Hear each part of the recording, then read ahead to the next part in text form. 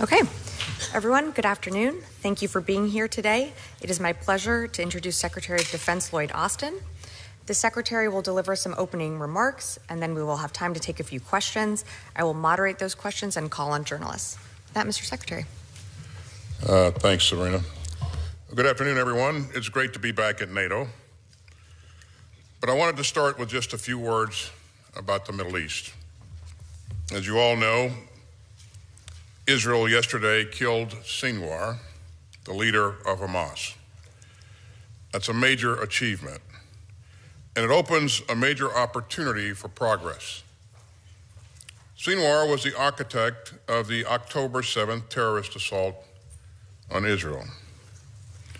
His plot left 1,200 people dead, including civilians from more than 30 other countries, and that includes the United States.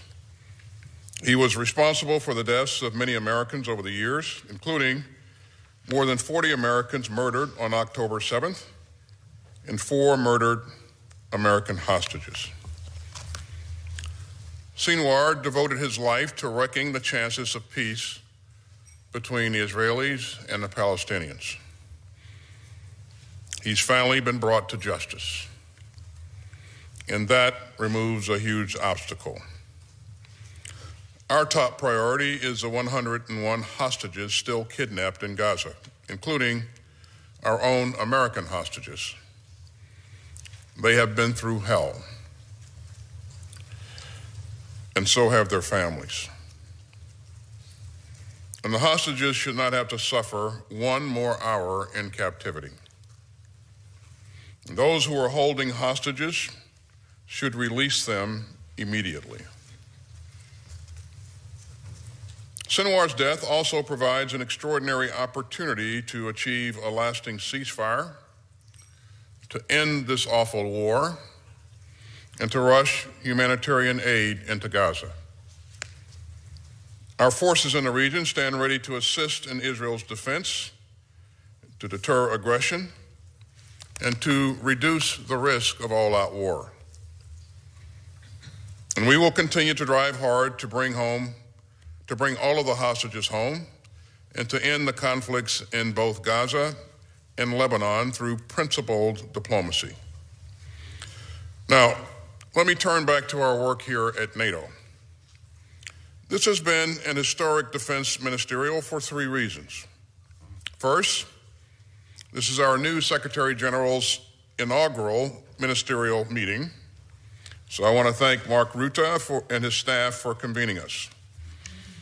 And I also look forward to working very closely with Mark and his team. Second, this is our first defense ministerial with NATO's Indo-Pacific partners, Australia, Japan, New Zealand, and the Republic of Korea. And that just underscores the importance of working with our partners in the Indo-Pacific on boosting industrial-based resilience, combating disinformation, and much, much more. And third, this ministerial is the first high-level NATO gathering since our 75th anniversary summit in Washington back in July. The summit was a major success. We welcomed Sweden as a NATO ally. We endorsed a NATO industrial capacity expansion pledge, and that will strengthen the defense industrial base on both sides of the Atlantic and increase large-scale multinational procurement and help deliver capabilities swiftly and securely.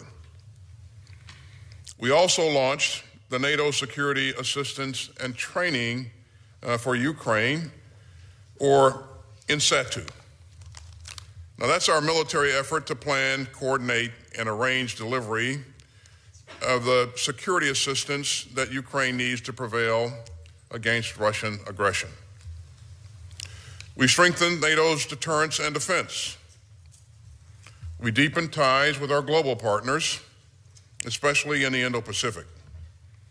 And we celebrated 75 years of the strongest, most successful defensive alliance in history. I'm proud of all this progress, but we still got work to do. Our priority is implementing the important agreements from NATO's recent summits. And today we continued our progress. We're forging NATO's most robust defense plans since the end of the Cold War. And that will help ensure that we have the forces and capabilities to meet any contingency. That includes air and missile defense, which are crucial for defending the Allied airspace. And earlier this month, General Cavoli directed a reinforcement of NATO air surveillance in Romania to monitor Russian military activity. NATO allies continue to make robust investments in air and missile defense, but we must invest in many other areas to meet our requirements. So I'm glad to say that we're sharing the burden of collective defense more than ever. And this year, a record 23 NATO allies are hitting or topping our shared commitment to spend at least 2% of GDP on defense. But we still need each and every single ally to meet this mutually agreed upon obligation as soon as possible. And that will let us fulfill the requirements of our new plans and hit our capability targets. And by investing in our transatlantic defense industrial base and scaling up military production, we can send a long-term demand signal to industry. You know, we also met yesterday with our Indo-Pacific partners and with the European Union. It was a very productive meeting, and it underscored the profound links among Euro-Atlantic security and Indo-Pacific security. We're concerned by the PRC's increasingly coercive behavior in the Indo-Pacific, which has profound implications for the whole world. We're also troubled by the growing alignment between Russia and the People's Republic of China, including the PRC's support for Putin's indefensible war of choice against Ukraine. And that makes our close cooperation with our Indo-Pacific friends more vital than ever. We also held a NATO-Ukraine Council meeting yesterday. Minister Umerov gave us some great insights, and we made clear our enduring commitment to a free and sovereign Ukraine. Like countries of goodwill around the world, our NATO allies continue to stand up for Ukraine's sovereignty and self-defense. And the United States and our allies and partners are determined to stand by Ukraine for the long haul. And we'll stand by one another. The foundation of NATO is a collective defense commitment in Article 5 of the North Atlantic Treaty. The U.S. commitment to Article 5 remains ironclad, and we will defend the sovereignty and the territory of every member of this alliance. Whatever changes lie ahead, we will tackle them together. And that solidarity is the reason why NATO is the greatest defensive alliance in history. And thanks again, and with that, I'll be glad to take some questions. Great, thank you. Our first question will go to Phil Stewart from Reuters. Right here in the middle. Yeah, no, you're fine. Okay, thank you. So you are saying that Israel has an opportunity to end the war in Gaza, but Israel's prime minister is vowing today to keep fighting. Do you support Israel's new campaign to, quote, stop the axis of evil, end quote, as Netanyahu put it, or is Israel missing an opportunity here?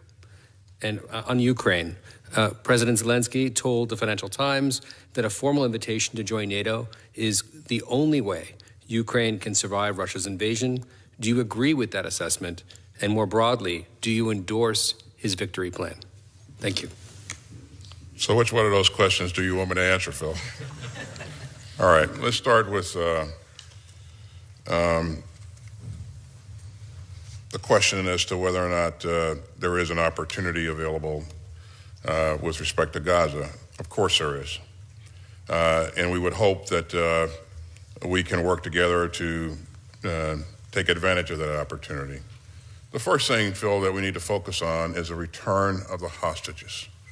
Again, you heard Prime Minister publicly state yesterday that anyone who has control of hostages. He would encourage them to return them, and again, I would hope that they would do so. Beyond that, I think there are other opportunities, and we'll see how things evolve. But clearly, there are opportunities for a change in direction, and we would hope that parties would take advantage of that, both in Lebanon, in Gaza, and in Lebanon. The second question was, as I recall, Phil, was about the victory plan and whether or not we endorse the victory plan. Again, the victory plan is President Zelensky's plan, and we're going to do everything that we can to provide the security assistance to support the president as he tries to accomplish his objectives. Now, what we all want to make sure that we continue to do is to link military objectives to strategic objectives, and that dialogue continues. And I just met with Minister Umerov today. We talked through a number of those things. Again, our focus is going to continue to be on doing everything that we can to support the victory plan. It's support President Zelensky. It's not my position to evaluate publicly his plan. We have been supporting him by providing security assistance in a major way for over 2.5 years. We're going to continue to do that. Next question. Thank you. Our second question will go to Andrei Smolyakov, Novaya Gazeta Europa, right here in the back, in the middle. Thank you. Mr. Secretary, Ukrainian military has been able to carry out some effective UAV strikes deep into Russian territory. But there have been reports, especially in Russian and Ukrainian language media, that the U.S. has discouraged those attacks. Is there any substance to those reports? And if so, is the U.S. willing to support such operations in the future? Actually, Andre, we've seen the Ukrainians use their long-range UAV strike capability to great effect. And we saw recently that they were able to take out a number of strategic level ammunition supply points, which has had an impact on the battlefield. I think what's important to point out here, Andre, is that they're able to produce these UAVs in Ukraine. They're able to scale that production rapidly. The UAVs have proven to be very effective and accurate. And again, when you consider the fact that one precision-guided missile costs, in some cases, close to $1 million, depending on what it is, and these UAVs, they can produce in great numbers at a fraction of the cost. So when you look at the balance sheet and the effects that are being created on the battlefield, I think this is a great capability. How they use the capability that they're producing is going to be their call, Andre. So, thank you. Our next question will go to Phil Gordon, right here, Air and Space Magazine, right here in the blue. Thank you, Mr. Secretary. I'm sorry, Chris Gordon. I said Phil. Sorry. Thank you, Sabrina. Thank you, Phil Mr. now. Yeah, you're Phil. I'm kidding, Chris. I know you're Chris. Yeah. Good to hear. Sir, the world is in a very difficult situation, and I have two questions regarding that situation. First, if there is a settlement in Gaza, is the Pentagon prepared to provide logistical support and military advice to an Arab-led stabilization force if there are no U.S. boots on the ground? And then secondly, to put a finer point on my colleague's question earlier, President Zelensky has repeatedly appealed to the U.S. to use ATACMS to strike a broader range of targets inside of Russia, and to do so more quickly than drones. The Biden administration has not allowed this. Have Putin's nuclear threats worked? Regarding Putin's nuclear threats, again, you've heard me say a number of times that I think any kind of nuclear saber rattling is reckless and dangerous, and we would call upon Putin and others to not employ that kind of language. In terms of whether or not we would participate in any kind of stabilization efforts in Gaza, I think that that's going to require the contributions of a number of countries. Hopefully countries in the region will will step up. There quite possibly can be a part for the United States to play in that as well. What part that would be and what that would look like, Chris, we're going to have to work with our allies and partners to scope that out. And I certainly would not have any announcements to make on anything like that. The first step, though, is we got to get to some sort of ceasefire, and then we need to make sure that we're putting the right things in place to stabilize the area and provide for some sort of security going forward. But that's left to be defined yet. So. Thank you. And our last question will go to Terry Schultz, Deutsche Welle. Thank you, Secretary Austin. I'm very interested in the future of the Ukraine Defense Contact Group, a group that you yourself created. I mean, what is the future of this, given that nobody knows what's going to happen after November under either administration that would take over? What will happen with this group? How do you consolidate what you have done, what has been done under your leadership, but even more of interest to the Ukrainians, do you have a sense after this last meeting that there's enough momentum to provide enough to help Ukraine tilt the balance on the battlefield, as is necessary, you yourself say, to someday move into discussions about ending the war? Yeah, thanks, Terry. So we've been doing two things simultaneously. We're focused on providing Ukraine what it needs to be successful on a battlefield today as it tries to defend its sovereign territory. And it's been very successful at that. And I would remind everybody that Ukraine has taken on the largest military in Europe, and for 2.5 years, it has successfully defended its territory. And Putin has not achieved not one strategic objective that he set out to achieve. Kyiv is still stands. The Ukrainian government did not fold, and I could name a number of other things, but they have been very, very successful. So helping them defend in the current fight is one objective. The other objective is making sure that we help them get what's necessary to be able to defend against aggression in the future and deter aggression as well. And that's what the capability coalitions have been designed to do. As you know, we have an Air Force capability coalition. It was focused initially and still is focused on helping Ukraine get a fighter aircraft capability. And as you know, Ukraine now has F-16 capability. We will continue to build upon that. There's an artillery capability coalition that's also being very successful, and it's helping Ukraine acquire the artillery systems and the munitions that it needs not only for today but for the long haul as well. There's an IT coalition that helps make sure that Ukraine has what it needs to be able to function in the information space, in the information domain, and be effective. That IT coalition has been very effective, very impressive. There's a drone coalition. And so these coalitions are designed to ensure that at the end of the day, Ukraine has what it needs to be able to deter aggression and defend itself going forward. And thank you for bringing it up, because it's a thing that not many people pay attention to. But every day, we are building long-term capability for Ukraine.